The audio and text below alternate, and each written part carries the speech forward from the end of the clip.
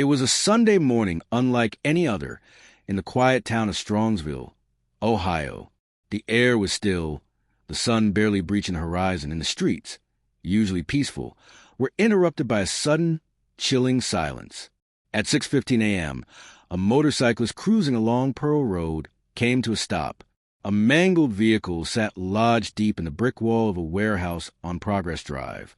The metal looked twisted beyond recognition. The hood crushed like foil, glass shattered across the pavement like confetti after a dark celebration. There were no sirens yet, no screams, just the eerie quiet of death that hangs over a scene when life has already fled. Inside the vehicle, two young men were still. Dominic Russo, 20, and DaVon Flanagan, 19, hadn't made it. Their bodies were limp, bloodied, positioned unnaturally in the passenger and back seats. And yet, unbelievably, the driver, 17-year-old McKenzie Shirilla, was alive. She was wedged beneath the dashboard, upside down, her body broken but breathing. Her seatbelt was still latched, a small strip of restraint that made all the difference between life and death. She had a severe leg injury, her face pale, eyes vacant. She asked about DaVon, her voice so faint that officers initially thought they were imagining it. Paramedics rushed her away in a helicopter. Her parents were told she was in critical condition. For a few hours, they believed this was a tragedy born of misjudgment, a car accident, a wrong turn, speeding, perhaps, an early morning party night that ended in disaster. But as the hours passed and the investigation began, details surfaced that shattered the illusion of innocence. The crash site offered no sign of braking, not a single skid mark. The car had gone from 30 miles per hour to nearly 100 in less than 10 seconds, hurtling toward a wall at full throttle. Not a tree, not another car. A dead-end road leading directly to the barrier of the Business Parks brick building. Investigators scoured the area, puzzled. Why was she on that road? It didn't lead to DaVon's house. It didn't lead to her own. There was no GPS error, no distraction obvious enough to justify the trajectory. But what was most disturbing was the control. The way the car avoided a tree seconds before impact. The turn wasn't sloppy. It was deliberate.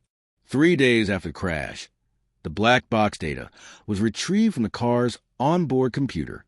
It revealed a haunting truth. The accelerator was fully pressed. The brake was never touched.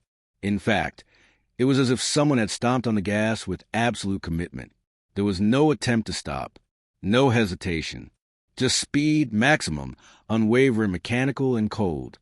Detectives interviewed Mackenzie's parents at the hospital. Her mother sat quietly, stunned, clutching her purse as officers gently broke the news about the deaths of Dominic and DaVon. At first, they thought one of the passengers might be someone else. Maybe it wasn't Dom. Maybe another friend. Maybe someone named Jacob. Confusion mixed with denial. Her father clung to hope that this was a misunderstanding. But when it was confirmed that it was indeed Dominic, Mackenzie's boyfriend of several years, the grief turned visceral. Her mother gasped, burying her face in her hands. Her father swore, his voice cracking. The words no parent ever wants to hear rang in their ears. Your daughter was driving. 2 are dead. It was her car. The following day, police began speaking with Dominic's family. His mother, Christine, had not yet been told. She opened the door to a group of solemn-faced officers. The moment they asked her to sit down, she knew. Her face collapsed in horror. Her knees buckled. Her son was dead. The tears came instantly. Not the kind that fall quietly, but the kind that wrench themselves out of the soul with shaking shoulders and ragged gasps. Christine had last seen her son hours before, heading to a party with his girlfriend. And now, just like that, he was gone. Still, no one suspected murder. Not yet. The city mourned. Social media lit up with tributes. Friends shared photos of Dom and DaVon, young men full of life, stolen in an instant. There were candlelight vigils, memory boards, handwritten notes taped to the crash site. Mackenzie, still in the hospital, became a figure of tragic survival. Some called her lucky, others brave. She was a girl who had lost her boyfriend and her best friend in one night. Sympathy poured in. But beneath the surface, something began to stir. whispers, inconsistencies, and a question that no one wanted to say out loud. What if this wasn't just a crash? Weeks later, McKenzie was released from the hospital. Her physical injuries had healed remarkably well. Her public demeanor, however, raised eyebrows. She returned to social media with a vengeance, posting selfies and captions that startled those who had once prayed for her recovery. She bragged about using drugs, mushrooms, weed, pills. She posted, "I could do more drugs than anyone and still live." She joked about crashing cars. She laughed. She partied. On Halloween, just 3 months after the deadly wreck, McKenzie arrived at a costume party dressed as a bloody corpse, with fake blood smeared across her lips and eyes painted to look sunken and dead. Photos of the costume circulated online, sparking outrage. Her parents defended her. "She's been through enough," her mother said. "She deserves to have fun." Dominic and DaVon's families disagreed. They were still burying their sons. Investigators kept watching. They began collecting more footage, combing through black box data, surveillance, and testimony. A local business's security camera showed something terrifying. This wasn't the first time McKenzie had driven down Progress Drive. She'd taken that exact route several times in the weeks before the crash. Alone, investigators mapped the data. She had driven toward that same wall 7 different times. The last time was the only one with passengers. It began to look like a pattern, not a mistake, a rehearsal. Even more disturbing was the body cam footage from the day of her arrest. McKenzie didn't know it was coming. She had just turned 18. Police showed up at her house with a warrant for aggravated murder. Her parents screamed at officers, demanding to speak with her. Her father begged them to let her make a phone call. "She's just a dumb 18-year-old, he cried. "You're going to take advantage of her." But it was too late. She was handcuffed and taken away. No tears, no breakdown, just disbelief. Almost as if she still thought it was all some terrible misunderstanding. But detectives weren't finished. Her phone, once decrypted, told another story. Photos of her flashing stacks of cash. Fake IDs. Snapchat messages where she offered anything you want for $2,500. She had no job, no income, yet she was spending thousands on designer clothes and flashing it online. The crash was no longer a tragedy. It was beginning to look like a crime scene. In this horror, one girl walks away from a 100 miles per hour impact, clutching her bracelet. 2 others are zipped into body bags. And the entire city is left asking the one question no one dares speak aloud. What kind of 17-year-old survives something like that and never looks back? The human brain has a way of shielding itself from pain. A defense mechanism. A shroud. A lie we tell ourselves to survive grief, guilt, or trauma. But sometimes the mask doesn't slip because it's never been a mask at all. Sometimes what you're seeing is a true face. And that face might smile even when it shouldn't. 3 weeks after the crash that killed Dominic Russo and DaVon Flanagan, McKenzie Shirilla was not only walking again, but socializing. While still recovering from a leg injury that had her limping, she was frequently out in public, posting selfies, and hanging out with friends. The community, still raw with pain, watched as the girl who had survived a deadly collision seemed almost untouched by the weight of it. At first, people tried to rationalize it. Maybe it was shock. Maybe this was just her way of coping. But that illusion began to fade quickly. She laughed loudly in videos. She joked about near-death experiences. Her captions were cryptic, sometimes arrogant, sometimes disturbingly casual. It was the kind of laughter that didn't come from healing. It came from something else.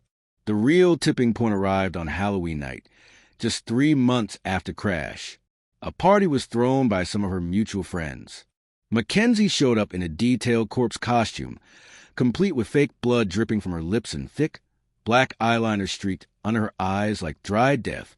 She posed for pictures, smiling, laughing, clinking cups. In one video, she jokingly reenacted a dramatic fainting moment, only to burst into laughter seconds later. To many, it looked like teenage absurdity.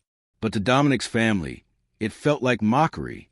The costume wouldn't have been so horrific if it hadn't followed the eerie patterns already emerging. She hadn't gone to Dom's funeral. She hadn't visited the crash site, Not once. She hadn't even sent condolences to DaVon's grieving mother. Instead, she created a personal shrine in her bedroom. Photos of Dominic. Candles. His clothing draped over her bed like a sacred relic. She posted tributes to him on Facebook, writing that she still wore his hoodie to sleep. But the same week she wrote those posts, she was seen out shopping for high-end designer clothes, flaunting wads of cash she couldn't possibly have earned legally. The contradiction was jarring. A girl in mourning, or a girl who believed she had gotten away with something? Detectives were already suspicious. From the very beginning, one detail had bothered them. McKenzie was the only one wearing a seatbelt. Dominic and DaVon, both dead, had been unrestrained, their bodies thrown violently on impact. It was rare, especially given that Dom had always been safety conscious. That inconsistency nagged at the lead investigator. If this were an accident, why would the driver, the one person not known to wear a seatbelt regularly, be the only one buckled in that night? Then came the phone, once decrypted. It painted a dark portrait that went beyond grief or trauma. There were pictures of McKenzie fanning out stacks of $100 bills on her bed, videos of her showing off new designer sneakers, with receipts totaling thousands of dollars. She had no job, no legitimate source of income, yet she was suddenly flush with cash. Investigators began to question whether someone was paying her, or if she was paying someone else. Among the most troubling discoveries was a Snapchat conversation dated just a few days before the crash. In it, McKenzie offered in-person meetings for up to $2,500. Her wording was vague, but the meaning was clear. She used phrases like, anything you want and no cameras. She asked for payment up front and mentioned needing to be careful because of her age. The messages hinted at a world her parents likely knew nothing about, a secret life lived through burner accounts, throwaway usernames, and vanishing messages. When police confronted her parents with these findings, they refused to believe it. Her mother wept. Her father raged, accusing the police of trying to make a monster out of a sick girl. But the evidence didn't lie. It was growing thicker by the day. They began tracing her phone's GPS data. A pattern emerged. McKenzie had driven down Progress Drive, where the crash occurred, at least 7 times in the weeks leading up to the fatal morning. The data showed the same exact route, from Pearl Road, down Progress, speeding toward the dead end. No friends in the car. No parties. Just her, alone. Investigators concluded that these were test runs, dry rehearsals for something more sinister. Still, suspicion isn't proof. Then Dominic's parents came forward with something that changed everything. A video taken on Dom's phone just 10 days before his death. In it, McKenzie stands outside a locked bedroom door, screaming, "Dom, you think I'm joking? Open this door right now or there's going to be a serious problem." Her voice isn't panicked. It's low, cold, threatening. She repeats the phrase several times, her tone getting darker. "Don't test me," she says. "I'm dead serious." In the background, you can hear Dominic's voice, pleading for space. McKenzie pounds on the door again. This wasn't playful. This wasn't performative. It was dangerous. It revealed a pattern that no one had wanted to believe. The detectives played the clip over and over. There was a rage in her voice, an obsession. Dom had tried to break up with her several times in the past. Each time, she responded with threats. "If you leave me, I'll kill myself. If I can't have you, no one will." The kind of phrases you hear in tragic love stories. Only this wasn't fiction. A former boyfriend named Tyler was brought in for questioning. What he said sent chills down their spines. She used to tell people she did voodoo. Tyler explained. She said she made a doll of Dom, put his hair in it, said she cast spells to keep him from leaving her, that he couldn't break up with her even if he wanted to. He said McKenzie used pendulums and crystals, believing she could speak to the dead. She once claimed she would find a way to keep Dom with her forever, and now he was dead. Dom's brother added fuel to the fire. He told police that just days before the crash, McKenzie had been hitting Dom while he was driving on the highway. She screamed at him, pulled the wheel. He had to pull over and call for help. She didn't care that she was putting their lives at risk. She had told him she would crash the car with both of them inside if he ever left her. The crash on July 31st suddenly didn't look like a tragedy. It looked like the final act in a toxic, desperate romance. And still she laughed. Laughed at parties. Laughed on video. Laughed in front of friends. One classmate reported that she once said, "It's crazy how I walked out of that. Like, God must want me here for something." Another friend remembered her saying, "I bet if I was a guy, they'd call me a survivor, not a killer." The laughter wasn't about healing. It was about confidence, about the belief that she had fooled everyone. But the truth had begun to surface, and it wouldn't be long before the walls started closing in. It was 5:06 a.m. on July 31st, 2022. The sky over Strongsville, Ohio, was beginning to lighten, but the neighborhood was still sleeping. That would change in exactly 9 minutes. A motorcyclist, commuting early, glanced toward Progress Drive as he passed by. A glint of twisted metal in the corner of his eye made him circle back. What he discovered at the end of that dead-end road was not just a wreck, but a scene so violent, so still, so wrong, that he immediately pulled out his phone and dialed 911 with trembling fingers. But what he didn't know, and what investigators would not realize until weeks later, was that just a few hundred feet away, a security camera mounted to a warehouse had silently captured the final seconds of the crash. Not the aftermath, not the rescue, the impact. The footage wouldn't be retrieved until a detective, out of options and running on a gut feeling, knocked on the door of a small logistics company near the crash site. It was the kind of place with only 2 employees at night. No one had reported anything unusual, but the building had something else, an old security system, mostly used to deter theft. The detective asked to check the footage from that night. What they uncovered was horrifying. The timestamp read 5:14 and 43 seconds a.m. A blurry image at first, headlights at a distance. The vehicle speeds past the empty warehouses, faster than any car should on a road that leads to a wall. The tires blur in motion. The frame stutters as the system tries to keep up. But one thing becomes unmistakably clear. The car never slows down. Not once. It doesn't swerve in panic. It doesn't skid. There's no flash of brake lights. Instead, at the very last second, the car sharply jerks the wheel, not away from the wall, but toward it, as if aligning itself. Then the screen fills with a white burst of debris, followed by silence. The detective played it again, and again. With every rewatch, one thought echoed louder. This was not an accident. To the public, McKenzie was still recovering, a teenage girl recovering from the unthinkable. But behind closed doors, officers were now examining a scene that felt surgical in its destruction. Too precise, too controlled, too final. Investigators froze the video frame by frame. They began studying what little could be discerned about the driver's movements in those last 3 seconds. There was a slight adjustment of the wheel, a tilt of the headlights, and then the moment of fatal contact. They enhanced the footage as best as they could, but no matter the angle, no matter the resolution, the conclusion was the same. The car did not try to stop. And that meant one thing. Someone inside did not want to stop. At the crash site, investigators revisited the physical evidence. The tire marks on the road, the pattern of the impact. They consulted a crash reconstruction expert who studied the angle of the hit. His findings stunned even seasoned detectives. The path taken before impact, he explained, shows a level of control inconsistent with a drug-induced accident. You don't thread a vehicle through a narrow patch of grass at nearly 100 miles per hour without hitting curbs or trees unless you're actively steering it with precision.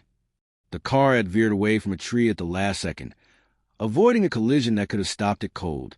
Instead, it realigned and hit the brick wall dead center. The impact wasn't messy. It was brutal, yes, but deliberate. But even with the footage and the crash analysis, there was still doubt.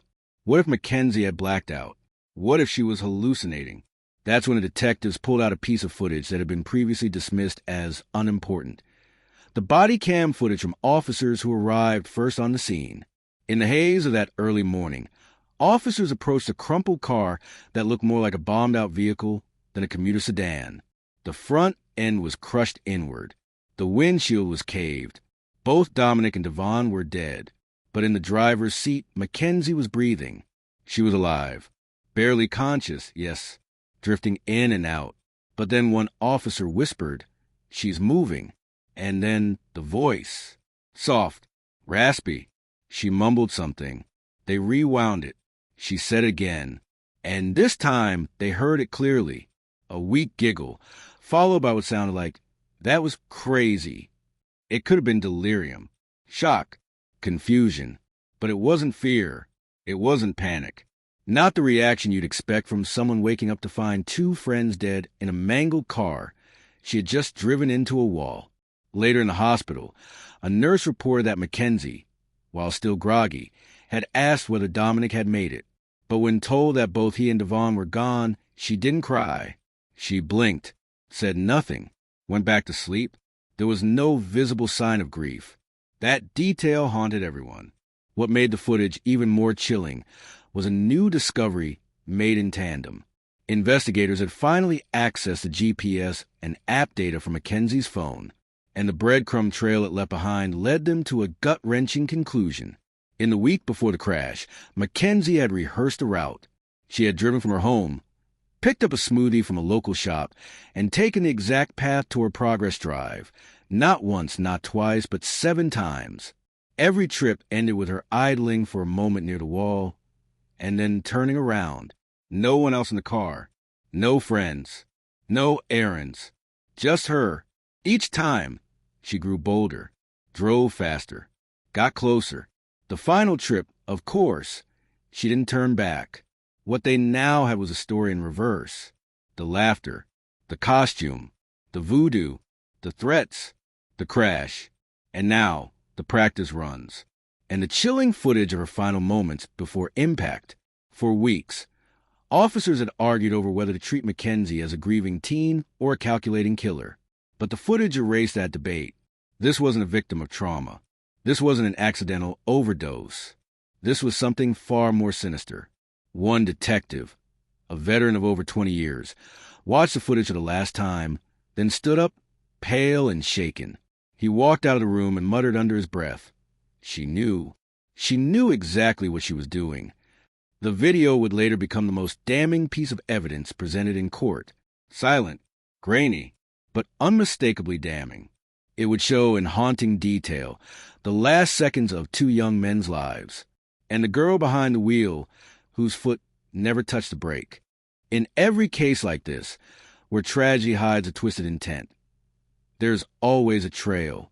Sometimes it's a fingerprint, sometimes a moment captured in passing, and sometimes it's something more elusive, a whisper trapped in digital memory, a message meant to vanish. But nothing disappears forever.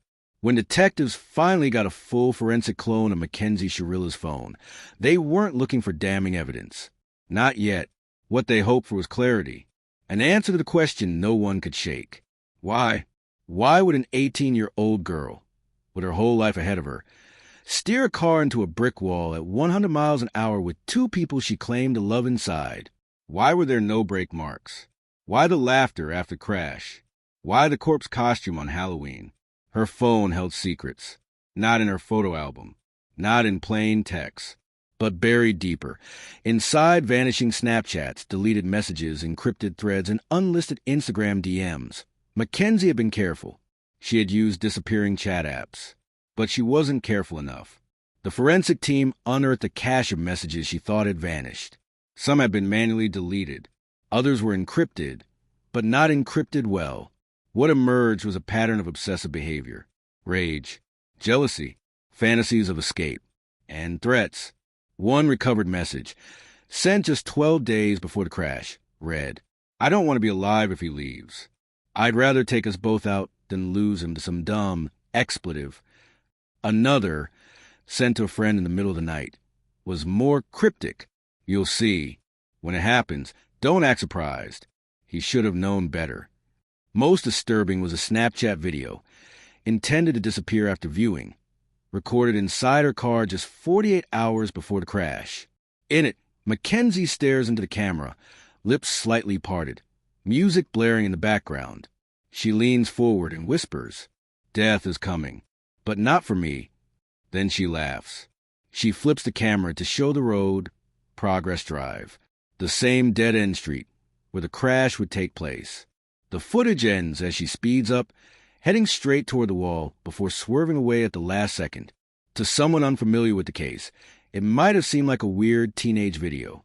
A dare, a joke, but for the detectives, it was something else entirely, a prelude. Buried in her messaging apps were countless fragments of conversations with friends, acquaintances, and even strangers. Sometimes she hinted at depression.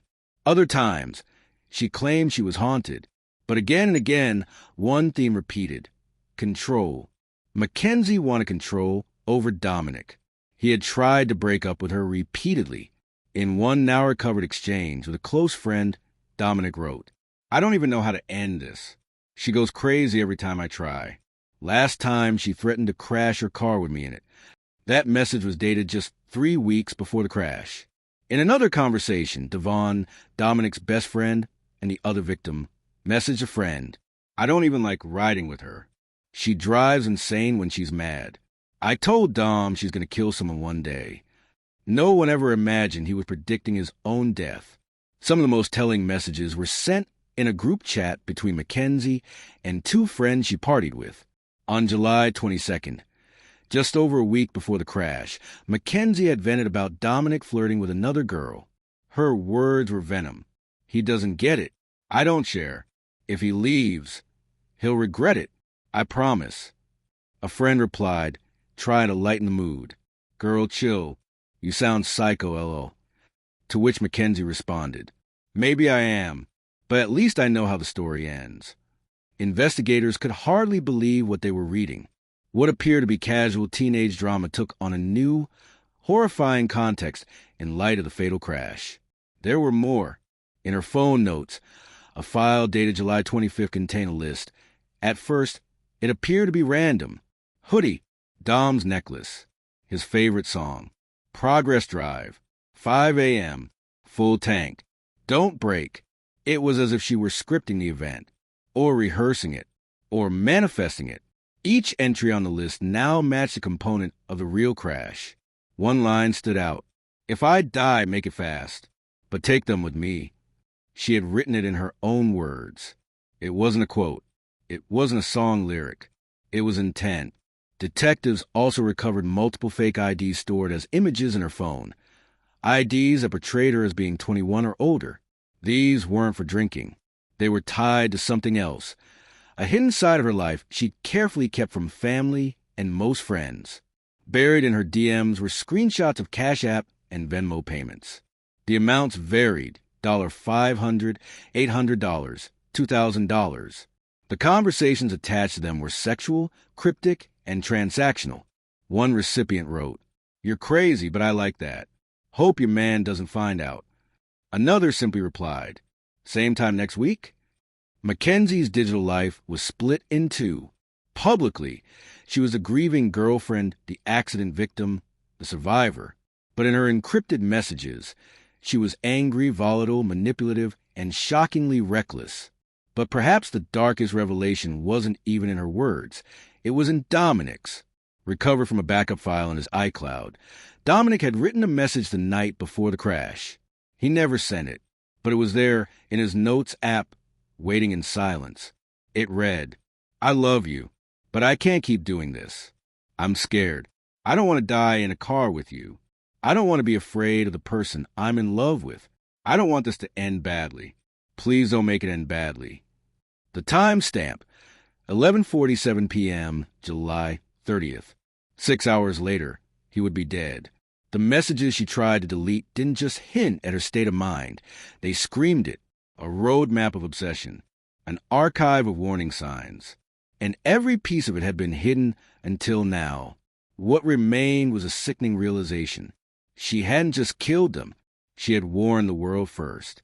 Some tragedies hit like lightning, sudden, without warning. But others, they crackle in slow motion, whispers before the scream. A buildup of storm clouds no one dares acknowledge until it's too late. By now, investigators were convinced McKenzie Shirilla had not just caused crash, she had orchestrated it. But one question lingered like a thorn in the dark. Why did anyone stop her? Because someone knew. In fact, more than one person did. McKenzie wasn't subtle. She left signs, not just in messages, but in screams, threats, outbursts, eerie obsessions, and dangerous public moments that her friends either brushed off or buried in silence. It all began to unravel when police interviewed Dominic's older brother. Calm at first, composed even, until he started recalling moments that now felt like ticking bombs. There was this time, just days before crash, he said. Dom called me, panicked. He was on the side of the highway. Said she hit him while he was driving. That she was screaming, grabbing the wheel, trying to make him crash. He was shaking. He paused. He said she told him, "I can't have you. No one will." I told him to walk away. He said he tried. But every time he did, she went ballistic. The story matched several others, like Tyler, McKenzie's ex and Dominic's former friend, who told officers she believed in voodoo. She said she put a spell on Dom, so he'd never leave her, even kept a piece of his hair in a doll. I thought it was just McKenzie being weird. But now, he trailed off, guilt spreading across his face. Then came Lexi and Serena, two girls from the party that night. They didn't speak up until months after the crash. But when they did, their statements added fuel to an already raging fire. She kept saying that night, "I'm done. I'm going to show him." I thought she meant like she was just breaking up with Dom or something. But her eyes were dark, like empty. They admitted they had seen her acting erratically before. They'd heard the rumors, read the Snapchats. They'd seen the bruises on Dominic's arms at school once and heard him brush it off. She just got mad. But none of them ever said anything. Not when she joked about dying together. Not when she said she'd drive into a wall. If Dom didn't start acting right. Not even when she was caught once circling Progress Drive at 3 a.m., alone, blasting music with her headlights off. Nobody said a word. Dominic's mother would later reveal something even more chilling. She had begged her son to leave. I told him, "She's unstable. Please. She's not safe." He'd nod. He'd promise. But then she'd show up crying, apologizing. He always went back. She paused, voice cracking. She knew how to get to him, how to manipulate him, how to break him down and reel him back, over and over again. It was textbook emotional abuse, wrapped in teenage chaos, masked by high school drama, dismissed as just kids fighting. But it wasn't just fighting. It was a slow, seething pattern of control. And while the world saw McKenzie as the broken girl who had lost her boyfriend and best friend in a horrific accident, those closest to her knew better. There were journal entries from her own cousin, unearthed after the arrest, that read, "I'm scared of Kenzie. She's like two people. When she's happy, she's amazing. But when she's mad, it's like she disappears and something evil takes over." Another, she said once that she'd rather see Dom dead than with another girl. She laughed, but it gave me chills. Investigators spoke with teachers who recalled McKenzie being charming but volatile. One even admitted she'd once called a school counselor after hearing McKenzie threaten to crash her car during an argument in the parking lot. "We didn't know if she meant it," the teacher said. "But now I wish I had pushed harder. Maybe said something." But no one did. There was even a moment, an overlooked post on social media. That police believe encapsulated it all. A blurry photo, uploaded to McKenzie's Finsta just 8 days before the crash. The caption was simple, almost poetic, almost meaningless, unless you were looking. No breaks, no escape, only silence at the end. She had posted it at 2:46 a.m., roughly the same time of night the fatal crash would occur. The ones who saw it? Her friends, her classmates. Some even commented beneath it, "LMAO, you're wild. Queen of drama. Girl, chill." No one read it for what it was. But now it read like confession. Throughout the investigation, one thing became clear. McKenzie may have driven the car, but others held the map. They knew the route. They saw the signs. Some even read the directions out loud. But no one grabbed the wheel. No one hit the brakes. Some claimed they didn't know what she was capable of. Others just didn't believe it. And some, like her father, did suspect something darker. On August 6th, just days after the crash, he had called the police himself, claimed his daughter needed a psych evaluation, said she wasn't well. But by then, it was already too late. DaVon was dead. Dominic was gone. And McKenzie? She was walking around with a shrine in her room, wearing Dominic's clothes, posting on his memorial page, planning her Halloween costume, a corpse covered in blood. She wasn't hiding. She didn't think she had to, because she believed they'd all keep staying silent. But silence, as it turns out, can't bury the truth forever. Eventually, the echoes start to scream, and now the world was listening. Before death, there was a party. Before the screams, there was laughter. And before the car became a coffin, there was a girl rehearsing a tragedy no one saw coming. It was July 30th, 2022, just 2 days before her 18th birthday. McKenzie Shirilla should have been planning her celebration, an age most look forward to, but instead, she had other plans. Quiet ones, dangerous ones. She, Dominic Russo, her boyfriend, and their mutual friend DaVon gathered at a local house party in Strongsville, Ohio. It was a typical suburban get-together. Music, red Solo cups, vape clouds, and half-whispered stories in backyard corners. Teens drifted from room to room like ghosts who didn't know they were dead yet. By all accounts, it seemed like a normal Saturday night. Except it wasn't, because McKenzie was off. Not loud, not playful. She was something else, distant, hollow-eyed. Witnesses later describe her as strange, cold, and not like herself. For someone 2 days away from turning 18, she wasn't celebrating. She was waiting. Around 2 a.m., McKenzie and Dominic were spotted stepping outside to smoke. They weren't talking much. She paced while he sat on a porch ledge, phone in hand. One partygoer said she offered him psychedelic mushrooms. Not just him, the host too. It startled everyone. McKenzie wasn't known for doing drugs. She was controlling, careful. But tonight, she offered mushrooms like candy. Calm, calculated.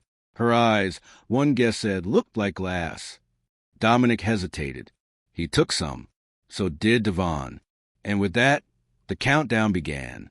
By 3:30 a.m., the group decided to leave and drive to a friend's house across town. There, they sat in a dimly lit living room, watching episodes of South Park in silence. No more laughter, no jokes, just McKenzie, staring straight ahead like she was trying to see something no one else could. By 5 a.m., she stood up. Let's go.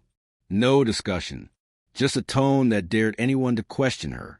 But when DaVon asked for a ride home, something strange happened. McKenzie refused. She told him no, just flat out denied him. DaVon, surprised, asked why. She didn't give a reason. Dominic stepped in, whispering something to her, maybe calming her down, maybe begging her. Whatever it was, it worked. For a moment, she agreed. The three of them got into the car. DaVon in the back, Dominic in the front passenger seat, McKenzie behind the wheel. And the second the doors shut, something inside her did too. There was one more turn left of McKenzie's spiral, and it was literal. As they drove through the sleepy suburban streets of Strongsville, streetlights blinking like dying stars above them, McKenzie didn't drive toward DaVon's house. She turned, not onto a street, not toward any known route home. She turned onto Progress Drive, a dead-end industrial road. No houses, no businesses open at that hour, just warehouses, factories, and at the very end, a brick wall, a wall she had already visited 7 times in the past week. Only this time, she wasn't alone. CCTV footage would later show the car making the sudden, unexplained turn at the intersection. From 30 mph to 50, then 70, then 90, McKenzie wasn't braking. She was accelerating. The surveillance footage captured it all. A silent missile cutting through the night. At one point, the car veered, slightly, just enough to avoid a tree. A maneuver so sharp it would make investigators wonder later if Dominic, in his final seconds, had tried to grab the wheel. But by then it was too late. The car slammed into the wall. Not a swerve. Not a drift. Not a last-minute panic. It was a collision with intent. The silence that followed was broken only by a passing motorcyclist 45 minutes later. They called 911, voice shaking as they described the wreckage. When police arrived, they found two young men already gone. Dominic, slumped in the passenger seat, unrecognizable. DaVon in the back, silent, still. And then they found her. McKenzie. She was alive. Seatbelt fastened. Conscious, but fading in and out. She was the only one who had worn her seatbelt. The only one who had protected herself. And somehow, despite crashing headfirst into a wall at 100 miles per hour, she survived with non-lethal injuries. The officers would later say it was a miracle, but to the prosecutors, it was a calculation. They found no skid marks, no sign of hesitation, no natural reaction to stop. No foot ever touched the brake. And when she was finally extracted from the vehicle, it was clear she'd known what she was doing. Because people don't brace for impact by buckling up when they're unconscious. People don't survive wrecks like that unless they're ready for them. This wasn't survival. This was strategy. But it would be weeks before anyone outside the police station saw the darkness under the surface. In the hospital, McKenzie played her role well. The grieving girlfriend. The traumatized teen. Her parents wrapped themselves around her, shielding her from press, police, and pain. And the world? For a brief moment, they believed her. Dom's family mourned. DaVon's family buried a son they never imagined wouldn't come home. And McKenzie? She healed. She posted cryptic messages. She wore Dominic's clothes. She showed up to Halloween dressed as a bloody corpse, lips stained red like they had been the night of the crash. When asked, her parents defended her. They said she was coping, that she deserved fun. But even they didn't know. Even they hadn't seen the footage, the route, the practice runs, the digital confessions, the rage buried inside every smile, every Instagram story, every post begging for attention and layered with rot. This wasn't grief. It was performance. And the party that started it all wasn't just a coincidence. It was the opening act. Because McKenzie didn't snap that night. She rehearsed. And when the curtain finally rose, the scene played out exactly as she planned. Lights off, speed high, no brakes, and no way out. By the time McKenzie Shirilla had learned to walk again, she believed she had walked away from everything. The crash, the trauma, the media circus. It all looked like it was dissolving into the past. And the truth? She thought she'd buried it. Deep enough that no one would find it. But she hadn't counted on one thing. Her phone never forgot. In the age of digital footprints, guilt isn't always uncovered through blood or bruises. Sometimes it's buried in pixels, metadata, and timestamps. And Mackenzie's digital trail was vast, endless, and quietly damning. When investigators finally got a warrant to extract data from her smartphone, they weren't just looking for messages. They were looking for intent. And that's exactly what they found, layer after layer of it. It started with the photos. McKenzie posing with thick stacks of cash. Not once, not twice, dozens of times. Thousands of dollars in $100 bills, fanned out in her hands like poker chips. She flashed them in bathroom mirrors, on her bed, and inside her car. She wore designer bags she never purchased, shoes that cost more than some people's rent. Yet she had no job, no record of employment, no explanation. Investigators suspected something darker. Their suspicions were confirmed when they uncovered multiple fake IDs, some digital, some printed, one making her appear 21, the other 22. She had used them to buy drugs, access bars, even solicit payments from strangers online. She was pretending to be older, and she was living like someone double her age with double the secrets.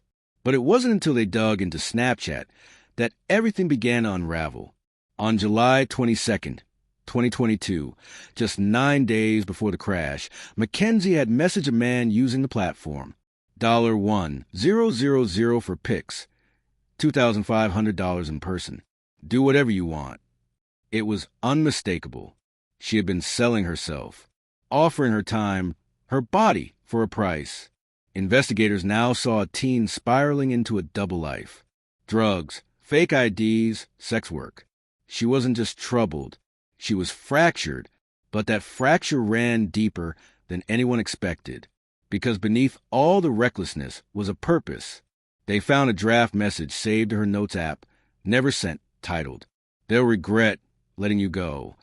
Inside the message, "You think you can leave and live, but I was born to haunt people like you." Chilling, but still circumstantial, until they reached the GPS data. Mackenzie's phone, like everyone else's, tracked her every move, location history, travel speeds, time of day, and it showed something investigators could hardly believe at first. She had driven down Progress Drive 7 separate times in the days before the crash. The same industrial dead-end where Dominic and DaVon would die. Each time, her speed increased. Once, she sat at the end of the road for 12 minutes, just staring at the wall. To detectives, this wasn't experimentation. This was rehearsal. And her phone had caught her red-handed. Even more damning, she had searched for terms like how fast to crash into a wall and survive, seatbelt injuries versus no seatbelt, and untraceable ways to crash a car. These searches occurred just days before the crash. Suddenly, her surviving with seatbelt on, while the others died without one, didn't feel like a miracle anymore. It felt like a blueprint. Then came the videos. Dozens of them. Some saved her device. Others recovered from Snapchat servers and friends who forwarded them to the police. In one, she's driving at 90 miles per hour through a neighborhood, both hands off the wheel, middle finger to the camera. In another, she's blowing smoke out the window, music blasting, laughing.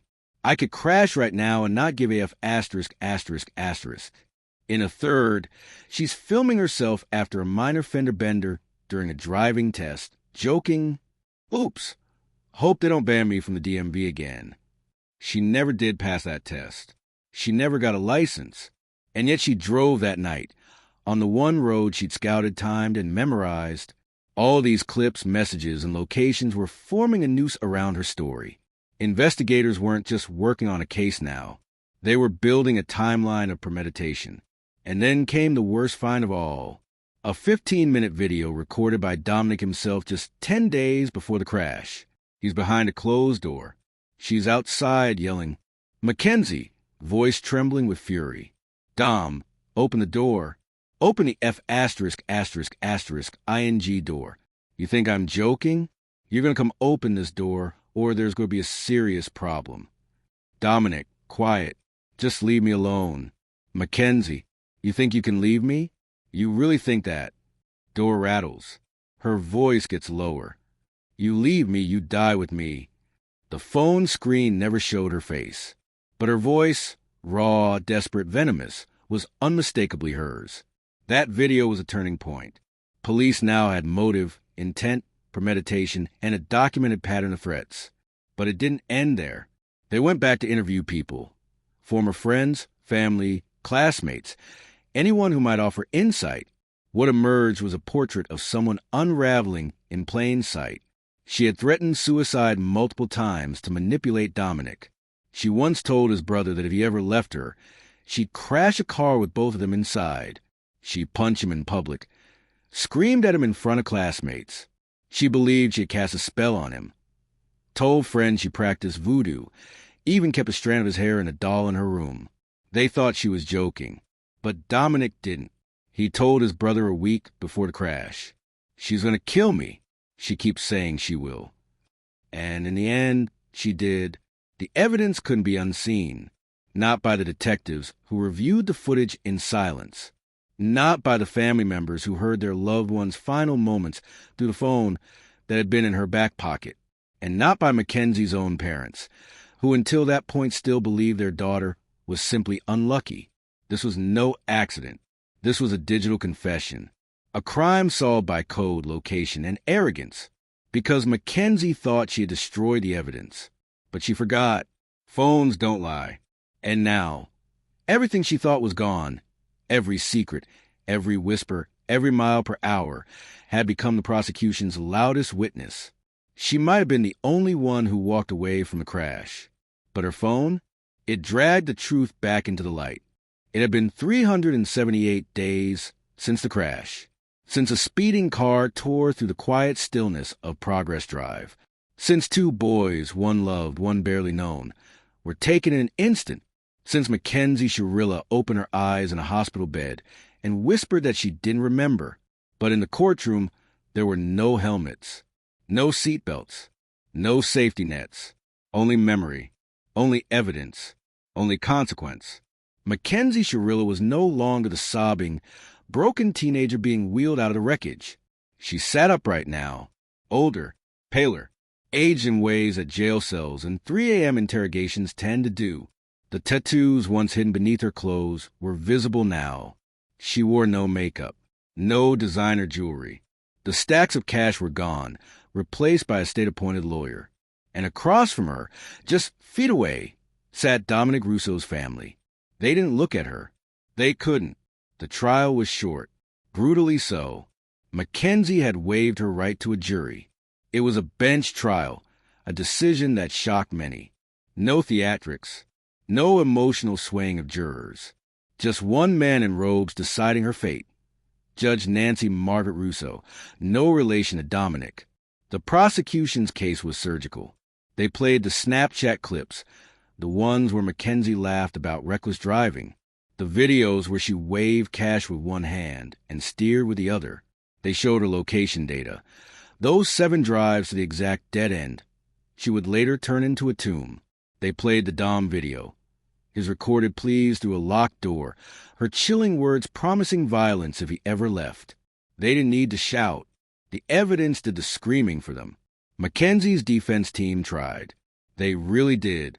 They argued that she lost consciousness behind the wheel, that her condition, POTS, could cause fainting, that she didn't intend to hurt anyone. But the judge wasn't convinced, because McKenzie hadn't just pressed the gas.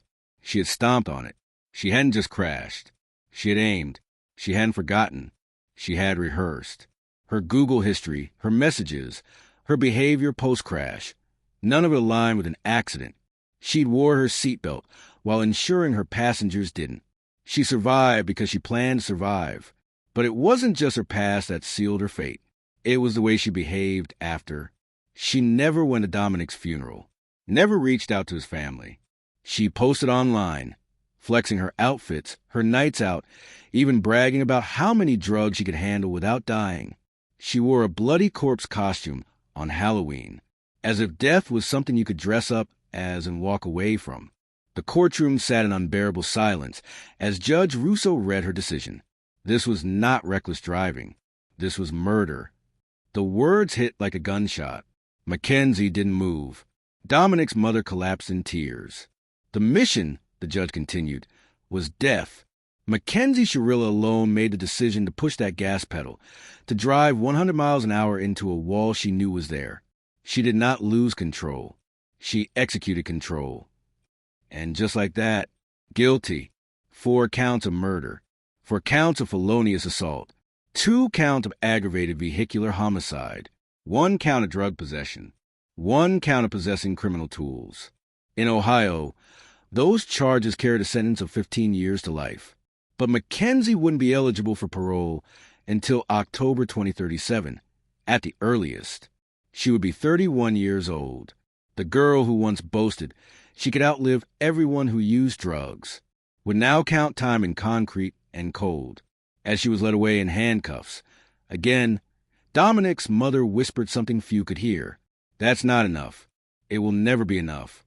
And maybe she was right. What sentence could bring back her son? What punishment could make sense of a girl who once held his hand, then crushed his life with the same hands behind the wheel?